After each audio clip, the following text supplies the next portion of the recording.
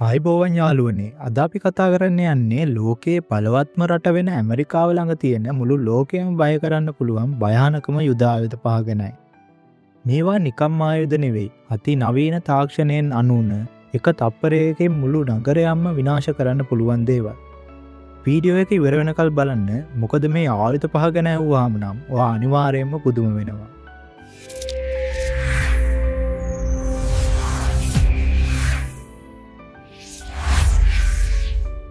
අපි ලිස්ට් එක පටන් ගන්න යන්නේ ලෝකයේ තියෙන ලොකුම නාස්තික නොවන බෝම්බයෙන්. ඒක තමයි මොබ්. සියලුම බෝම්බවල මව. එහෙමත් නැත්නම් mother of all bombs කියලා මේක හඳුන්වනවා. GBU 43 ඇලේර P කියන නිල නාමයෙන් හඳුන්වන මේ බෝම්බය කොච්චර බලවත්ද කිව්වොත් මේක පුපුරනකොට ඇතිවන කම්පනය හැතැම්ම ගාණක් ඈතට දැනෙනවා. ගුවනේදී පුපුරන මේ බෝම්බය නිර්මාණය කරලා තියෙන්නේ සතුරන්ගේ බිම්ගත කඳවුරු සහ උමම් මාර්ග මුළුමනින්ම විනාශ කරලා දාන්නයි. දෙවැනි එක තමයි ෆෝර්ඩ් ක්ලාස් එයාක්‍රාෆ්ට් කැරියර්ස්. මේක ගුවන් යානා අංගනයක්. මේවා නිකම්ම නැව් නෙවෙයි. මුහුදේ පාවෙන ලොකු නගර වගේ. නාස්තික බලයෙන් ක්‍රියාත්මක වෙන මේ නැවක ප්‍රහාරක ගුවන් යානා දුසිම් ගානක් එකවර ගෙනියන්න පුළුවන්. ලෝකයේ ඕනෑම මුහුදු සීමාවකට ගිහින් එතන ඉඳන් සම්පූර්ණ යුද්ධයක් මෙහෙවන්න ඇමරිකාවට තියෙන ලොකුම හයිය තමයි මේ අතිනවීන යුද නැව. තුන්වෙනි එක තමයි Trident D5 මිසයිල්. මුහුදයට හැංගිලා ඉන්න සබ්මරීන් වල ඉඳන් විදින්න පුළුවන් මේ මිසයිල වලට කිලෝමීටර් දහස් ගාණක් ඈත තියෙන ඉලක්කයකට වුණත් හරියටම පහර දෙන්න පුළුවන්. සතුරන්ට හිතන්නවත් වෙලාවක් නොදී මුහුදයට ඉඳන් එන මේ ප්‍රහාරය ඇමරිකාව ළඟ තියෙන රහසිගතම සහ මාරාන්තිකම තුරුම්පුවක් විදිහටයි සැලකෙන්නේ. හතරවෙනි එක තමයි මේ දවස්වල ගොඩක් අය කතා වෙන B2 Spirit Stealth Bomber කියන එක. සතුරන්ගේ රේඩාර් වලට කිසිම විදිහකින් අහු වෙන්නේ නැතුව හොර රහසේම ගිහින් බෝම්බ දාලා ඉන්න පුළුවන් ලෝකයේ තියෙන භයානකම යුද ගුවන් යානයක් තමයි මේක.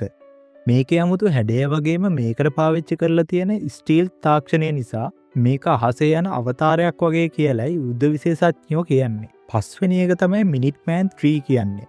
මේක ඇවිල්ලා ඇමරිකාව සතුව තියෙන එක් විනාශකාරීම ආයුධයක්. එක මහද්වීපයක ඉඳන් තවත් මහද්වීපයකට යවන්න පුළුවන් මේ මිසයිල වලට නාස්තික බෝම්බ කිහිපයක්ම එකවර අරගෙන යන්න පුළුවන්. ලෝකයේ ඕනෑම තැනක් විනාශ කරන්න ඇමරිකානු ජනාධිපතිවරයාට එක බොත්තමක් ඇවීමෙන් මේක ක්‍රියාත්මක කරන්න පුළුවන්. හයවෙනි එක තමයි F-35 Lightning II කියන යානය.